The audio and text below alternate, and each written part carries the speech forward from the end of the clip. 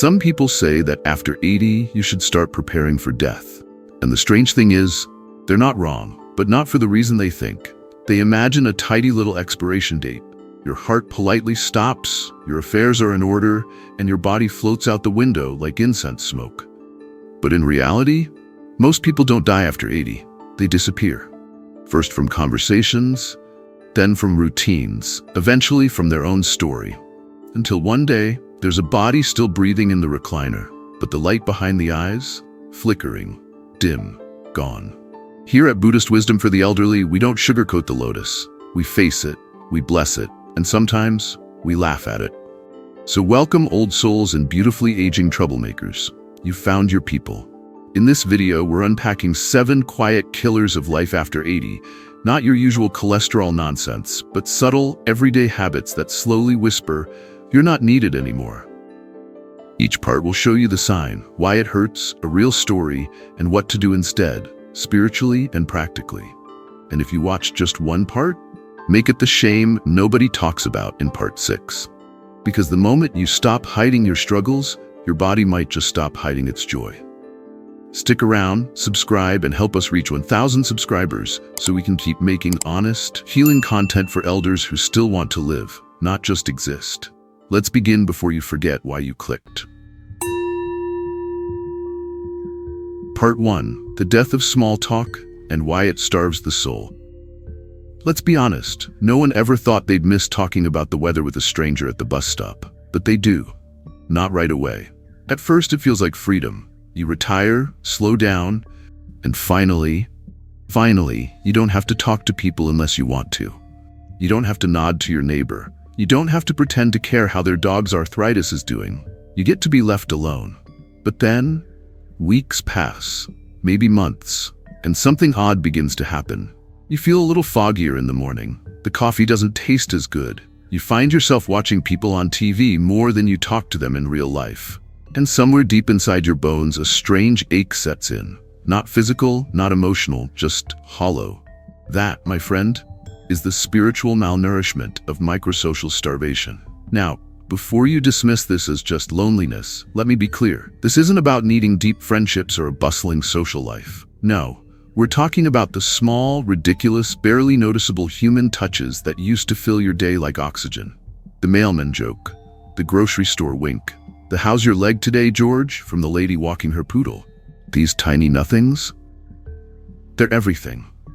You see, your brain, yes, even your wise, wrinkled, been-through-it-all brain, still craves connection like a sunflower craves light. Each one of those micro-interactions sends a quiet but powerful signal to your nervous system. You exist.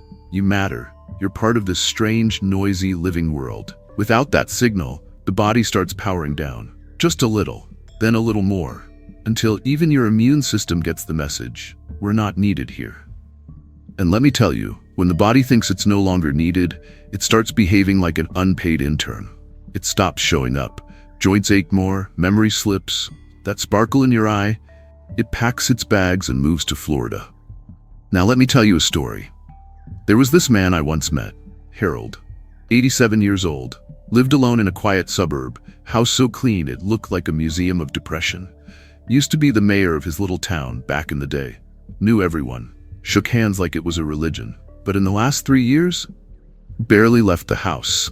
He told me everyone I used to talk to is dead or moved away. I figured, what's the point? I asked him, do you talk to anyone now? He said, sometimes I argue with the toaster. Now we laughed. But then he said this, it's the only thing in this house that responds. That hit me like a Zen monk with a mallet. Because Harold didn't need therapy. He didn't need a cruise. He just needed one person to remember his name when he walked by. You see, we think the big losses, the deaths, the heartbreaks, the illnesses, are what wear people down after 80. But I've come to believe it's the absence of these tiny daily acknowledgments that slowly dissolves the soul, like spiritual dehydration. You don't notice you're dying of thirst until it's too late. And what's wild is, most elders don't even realize it's happening. They say things like, oh, I don't go out as much anymore. Or it's just easier to get groceries delivered. Or my hearing's not what it used to be, so I don't talk to folks much. And all of it sounds innocent, practical, logical.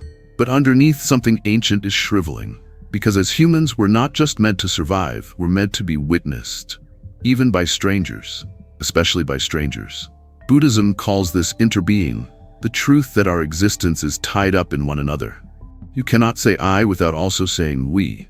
You are not a lonely tree, you are a root system. Even a wave knows it's part of the ocean. When an elder says no one sees me anymore, what they really mean is I'm beginning to forget I exist. And that, right there, is what kills people. So here's the wild solution. You want to stay alive longer? Say hi to someone at the bus stop, even if you don't take the bus. Compliment the grocery bagger's tattoos. Ask the pharmacist if they're having a weird day. Become that odd old person who talks to everyone and let them talk back. You don't need lifelong friends. You need 5-second soul nudges. Little sparks to tell your nervous system, you're still alive, darling. Keep going. Because in the end, small talk is anything but small. It's the glue between your breath and your being. And when you lose it, you lose more than conversation. You start losing yourself. Part 2. The cult of caution. When safety becomes suicide in slow motion. Let's talk about the biggest scam nobody warns you about in old age. Be careful. It starts off sweet, right? Your daughter says it with love. Be careful on the stairs, Dad. Your doctor says it with concern. Better avoid walking when it's wet. Even the dog starts looking at you funny when you reach for the leash, like, really, Jim? With those knees? And just like that, you stop walking. Just for a week. Just until your ankle feels better.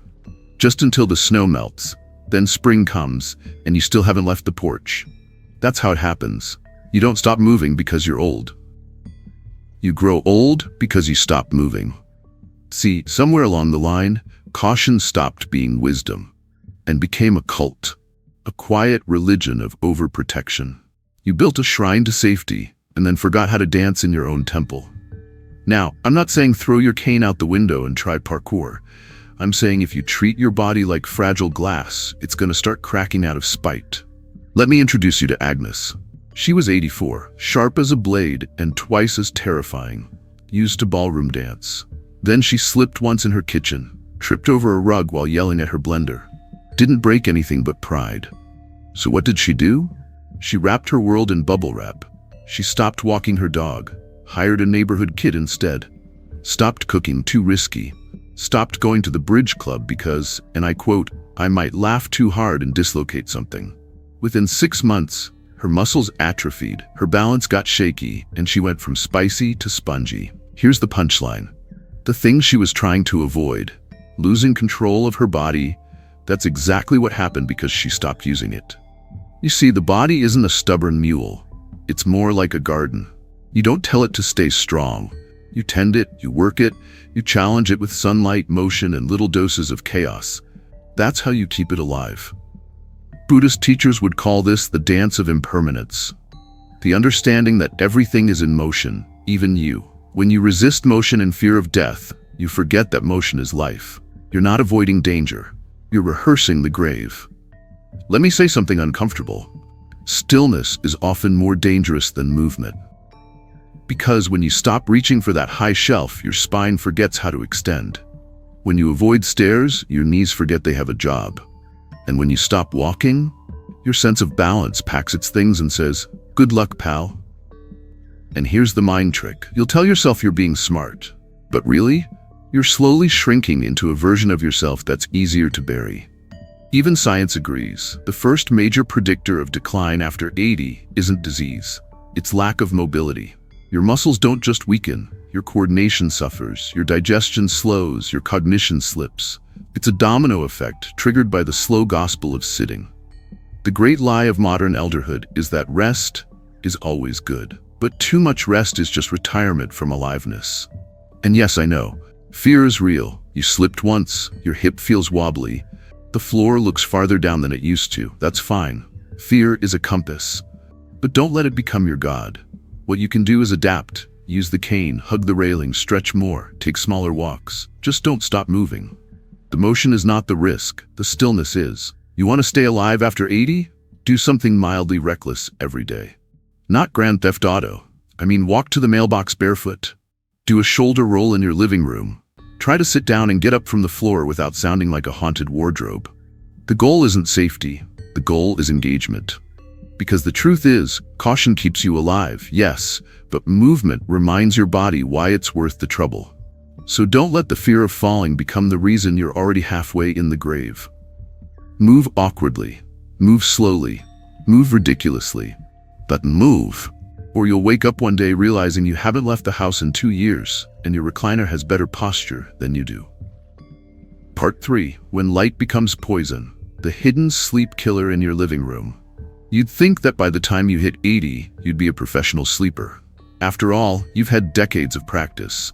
Naps, early bedtimes, zoning out at church should be easy, right? Wrong. Because here's what no one tells you.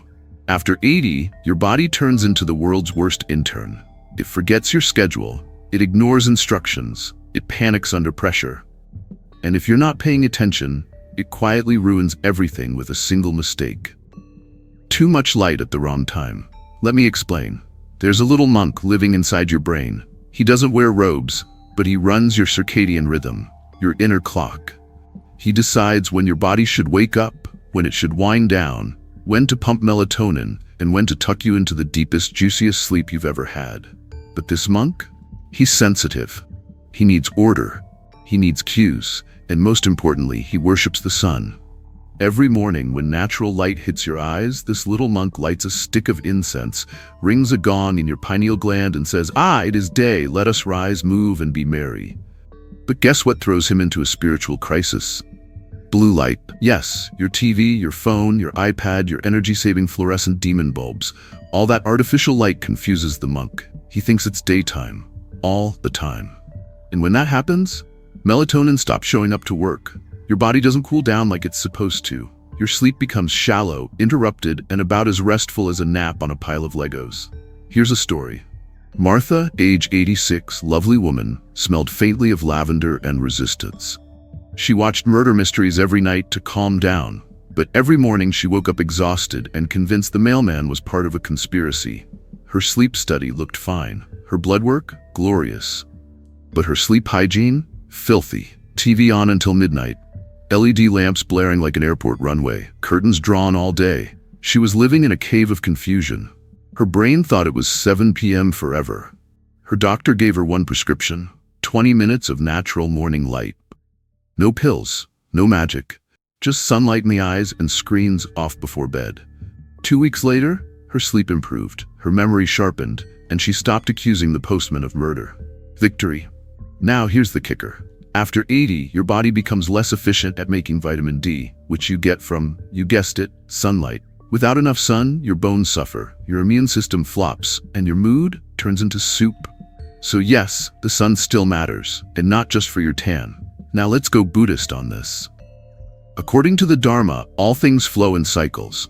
Birth and death, inhale and exhale, sunrise and sunset. Your body is not separate from nature. It's a mini-universe, a temple. And temples follow rituals. When you confuse your body with artificial light and weird timing, it's like lighting incense at midnight and ringing the temple bell during nap time. The monks get cranky, and trust me, you don't want cranky monks running your brain. So what can you do? Easy. Get outside within an hour of waking. Even just sitting on your porch like a wise old owl works. Turn off bright screens and harsh lights after sunset. Pretend you're a cave elder surviving on candlelight and suspicious root vegetables. Dim the house. Lower the volume. Let your body descend into sleep like a poem, not a protest. Because sleep isn't just rest. It's repair. When you sleep well, your brain takes out the trash. It files your memories. It reboots your mood. It fixes your plumbing. It even throws in a dream or two, if you're lucky. But when you don't sleep well, your body forgets how to heal. Your thoughts get foggy. And worst of all, you start aging like milk, not wine. So please, for the love of the little monk in your brain, honor the light. He's trying to keep you alive. Part 4, grief is a hoarder and your body is the basement mix. Let's talk about something heavy, not your cholesterol, not your suitcase full of expired coupons. I mean grief. The kind that moves in, changes your furniture, and never pays rent. By the time you hit your 80s, you've probably lost more than some people have ever dared to love. A partner, a sibling, a friend who knew you when your hair was still committing to its original color, maybe even a child. And everyone around you says the same thing. You're so strong. You've been through so much. You're handling it so well. But here's the problem with praise for strength. It rewards the performance, not the process. You know what I've noticed? A lot of older folks aren't actually fine. They've just gotten really good at not making other people uncomfortable. They swallow grief like bad medicine. They fold it into polite laughter. They shove it down into their joints, their gut, their chest. And where does it go? Into the body. You want to know why your back hurts? Why your breathing feels tight? Why your energy's flat? Check the basement. Because grief is a hoarder, and your body is storing everything you never said out loud. I once met a man named George, 86 years old, lost his wife of 60 years and never cried. Not once. Said, crying doesn't bring her back. Said it while sitting in her recliner, still wearing her favorite scarf around his neck, like a souvenir from a war he didn't win. Within a year, George's digestion went haywire. He couldn't sleep. He lost 15 pounds and couldn't explain why. The doctors ran every test, but all the machines said the same thing. Nothing's wrong. Except, of course, everything was wrong. He was grieving. Quietly, stoically, destructively. You see, Buddhist psychology teaches that suffering doesn't come from pain. It comes from resistance to pain. When you grip it, avoid it, ignore it, it festers. And the body? Oh, the body keeps score like a bitter accountant. You can't suppress heartbreak without also suppressing joy, creativity, sleep, digestion, even your immune function. Your nervous system doesn't know the difference between we don't talk about it and we are in danger. So it runs on low-grade panic, constantly, silently, until one day, something in you just gives up. Now here's where it gets weirdly beautiful. Letting yourself feel grief doesn't kill you, it keeps you alive. You don't have to have a dramatic breakdown. You don't need to weep at the grocery store while holding a can of soup they used to like. Though if you do, that's okay too. You just need space, room to say, I miss her, I'm tired, I'm still angry he died before I got to say goodbye. That's it, not for pity, not for applause, just to let it move. Because grief, my friend, is meant to move. When you let it pass through you, like breath, like rain, it stops piling up in the basement. One woman I knew, Lorraine, found her peace at 89 by writing a letter every morning to her dead husband. She never mailed them. She just wrote, sometimes about memories, sometimes about laundry, sometimes just to say, you should see how stupid the neighbor's dog looks now. And guess what? She slept better. She walked lighter. Her knees stopped aching, not because she healed her grief, but because she stopped imprisoning it. You don't need therapy, though it helps.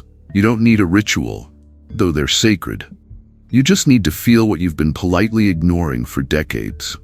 So open the basement door. Let the grief stretch its legs, let it cry, let it laugh, let it sing out of tune and embarrass you in public. Because every ounce of pain you carry that isn't expressed becomes an early retirement notice for your spirit. And you, my friend, are not done here yet. Part 5. Retired from purpose. The most dangerous job you'll ever quit. Let me ask you something a little rude. What gets you out of bed in the morning? And don't say your bladder. That doesn't count. I mean, really, what makes you open your eyes and think, well, I better get to it?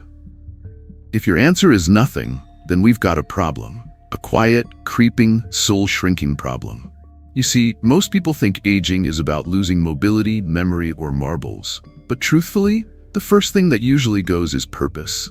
Not the grand, dramatic kind. I'm not talking about your legacy or whether you solved world hunger in your free time. I'm talking about daily purpose. The small, silly, strangely holy reasons you used to have for being vertical. Feeding the cat, folding the towels, judging your neighbors, you know, the essentials. But then one day you stop. Maybe the cat dies. Maybe your knees hurt too much to reach the bottom dryer. Maybe the neighbors moved and now you're stuck watching squirrels who don't return eye contact. And suddenly you're just existing. Floating through the hours like a ghost in orthopedic shoes. I once knew a woman named Ruth. She was 88 and still somehow more alive than the teenagers glued to their phones outside her building. She had arthritis, wore the same beige cardigan for 20 years, and looked like she'd once fought a bear with a rolling pin. Every Monday, she wrote postcards to people who were lonelier than she was. Every Thursday, she made soup for a local shelter, spicy enough to cause hallucinations. Every day at 4 p.m., she sat by her window and waved to the kids walking home from school like a benevolent gargoyle.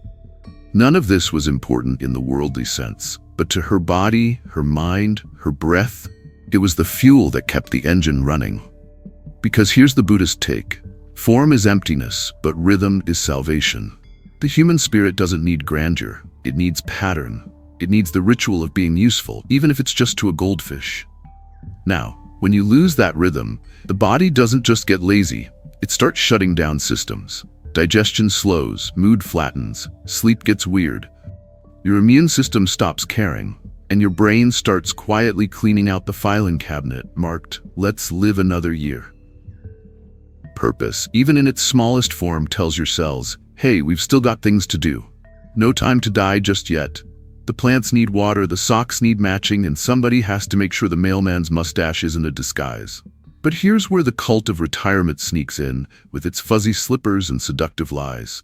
It says, you've earned your rest. It says, you don't need to do anything anymore. It hands you a recliner, a remote, and a subscription to fading away. And yes, rest is sacred. But rest with no reason to rise again? That's just a trial run for the afterlife. Let me be blunt. Retiring from your purpose is more dangerous than high cholesterol and watching the news before bed. It's how people drift into a kind of spiritual coma, awake but unlit. So if your days are starting to blend together, if your mornings don't have a destination, if your calendar is emptier than your fridge, you don't need a big life overhaul. You need a tiny purpose with big consequences. Here are a few ideas. Adopt a houseplant and name it something absurd like Larry. Call one person a day and ask them what color their day feels like. Write fortune cookie messages and leave them in random library books. Say a blessing over your toast. That's right, make toast sacred again.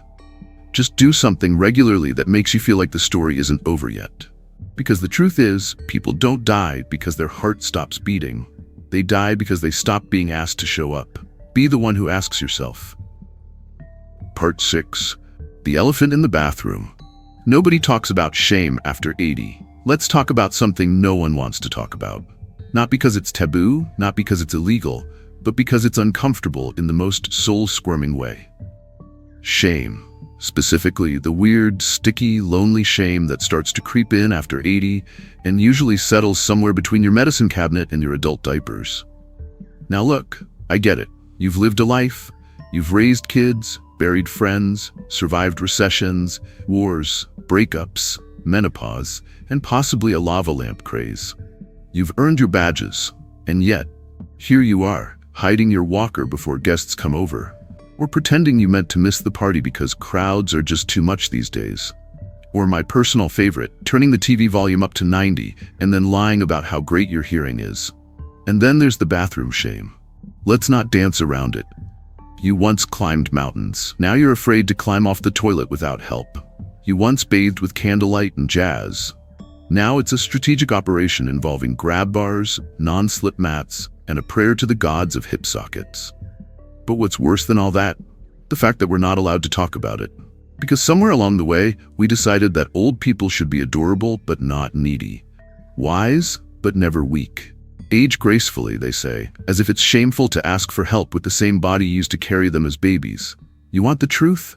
There's no such thing as graceful aging. There's only honest aging. And honest aging is undignified, glorious, messy, hilarious, holy. I knew a man, let's call him Earl, who refused to let anyone help him bathe after a fall. He had one bad knee, one rebellious elbow, and the balance of a sleepy flamingo. He nearly drowned himself in 2 inches of bathwater rather than admit he needed assistance. Why? Not pride. Shame. The quiet voice that whispers, you're a burden now. You should be better than this. Don't make people uncomfortable with your decline. But here's what shame doesn't want you to know. The more you hide, the more you hurt. And the more you pretend, the faster you fade. From a Buddhist lens, shame is a form of ego. Not arrogance, but identity clinging. It says, I must still be who I was, or I am nothing at all. But the Dharma reminds us, you are not your usefulness. You are not your hygiene. You are not your mobility. You are awareness, presence, compassion. Even if you smell like menthol and prune juice and need help reaching behind your ears. In fact, some of the most beautiful acts of connection I've ever seen have happened in the bathroom. A daughter gently washing her father's feet, a husband wiping away soap from the back of his wife's neck, a friend helping zip up a robe without a word. These moments, they are sacred. Not embarrassing, not tragic, sacred. So here's your liberation plan. Stop apologizing for your limitations. They're proof you've lived. Ask for help as if it's a gift, because it is. Laugh at your body. It's been a circus for decades. It's not going to suddenly become a temple now. And above all, when shame shows up in your mirror, greet it like an old roommate. Oh, you again? Come in, but I'm not giving you the remote, because the moment you name your shame, it starts to shrink. And when you invite it to tea, it might even let you sleep through the night. Part 7. The mind eats itself without new input, the hidden risk of mental starvation. You've heard of muscle atrophy, right? You don't use your legs, they forget what legs are. You don't stretch your back, it calcifies into the shape of your recliner. But here's a horrifying truth nobody warns you about after 80. Your mind can atrophy too. And I'm not talking about Alzheimer's or dementia. I'm talking about something more common, more silent, and frankly more preventable: mental starvation. You see, the brain is like a golden retriever. It's friendly, curious, loyal. But if you stop feeding it new tricks, it will eventually start chewing on itself. And here's where the trap is. Most older folks stop feeding the mind because it feels easier. Easier to watch the same news channel, read the same newspaper, eat the same toast, sit in the same chair, think the same thoughts, day after day, until sameness becomes a kind of padded cell. Soft, familiar, deadly. I once met a man named Frank who had been reading the exact same book for 7 years. Not because it was long, because he didn't want to move on from it. He knew what happened. He liked the characters. It didn't challenge him. It didn't surprise him. In other words, it didn't feed him. Frank had stopped living in the real world. He lived inside the safe walls of what he already knew, and he was slowly losing his ability to think, feel, or wonder. You want to know how to rot from the inside out after 80? Only think thoughts you've already had. Now, Buddhist psychology warns us of this trap all the time. It's called clinging to form. When you get so attached to your identity, your beliefs, your routines, your preferences, that you forget what it means to be curious. Aging doesn't destroy your brain. Rigidity does. The "I already know that" mindset? That's spiritual constipation. You want to live past 80 with clarity and fire? You need to become a beginner again. You need to learn something weird. Talk to someone you don't understand. Read a book you're almost sure you'll hate. Try a puzzle that makes your eyebrows sweat. Watch a movie with subtitles in a language you can't pronounce. Hell, ask a teenager what Riz means and try to use it in a sentence. Warning, they might leave the room. Why? Because novelty is neurological oxygen. When your brain encounters something new, it lights up, sparks fly, synapses dance, hormones shift. The mind remembers that it's still part of this unfolding world, and not just some leftover file in the drawer marked senior. Look, I'm not saying you have to become a skydiving, chess-playing polyglot who also breeds iguanas. I'm saying if your thoughts feel stale, your soul probably is too. So take your pick. Learn how to tell a joke in Spanish. Watch a documentary about mushrooms. Try using the internet without yelling at it. Write a poem that doesn't rhyme. Or just sit under a tree and ask it, what don't I know yet? Because when you stop learning, you start dying. Not physically, not immediately, but spiritually. Like a candle that burns out, not with a gust, but with neglect. And you, dear friend, still have room to grow. Yes, even now. Especially now, because the truth is, the brain doesn't need to be perfect. It needs to be fed. It doesn't care if you get things wrong. It just wants to be invited to the dance again. So shake things up. Confuse yourself on purpose. Startle your neurons into remembering they're still alive. You might just find you are too. So, what have we learned today? Not how to reverse aging, not how to become immortal, but something maybe more important. How to stop dying before you're dead. You see, the slow fade after 80, it doesn't begin with disease. It begins when we stop feeding the parts of us that are hungry for meaning. The little soul thirsts, like waving to strangers, moving, even when it's awkward. Letting yourself grieve out loud, turning off the TV and turning toward the sun. And admitting, without shame, that sometimes you need help standing up, both physically and spiritually. These aren't just tips. They're rituals for staying real. And if just one part hit you, maybe that weird, beautiful bit about shame in the bathroom or the mind chewing on itself when it's bored, don't let it fade like another video you have watched then forget. Leave a comment. Say which part rang true. Subscribe, not because it's trendy, but because we're building something sacred here, for elders who want to wake up, not just grow old. And like the video if it reminded you you're still in there, somewhere, underneath the knee pain and the remote control. This is Buddhist wisdom for the elderly, where aging isn't the end of the story. It's the part where you finally get to tell the truth. See you in the next one. And remember, you're still invited to the party. Bring your cane. We'll dance anyway.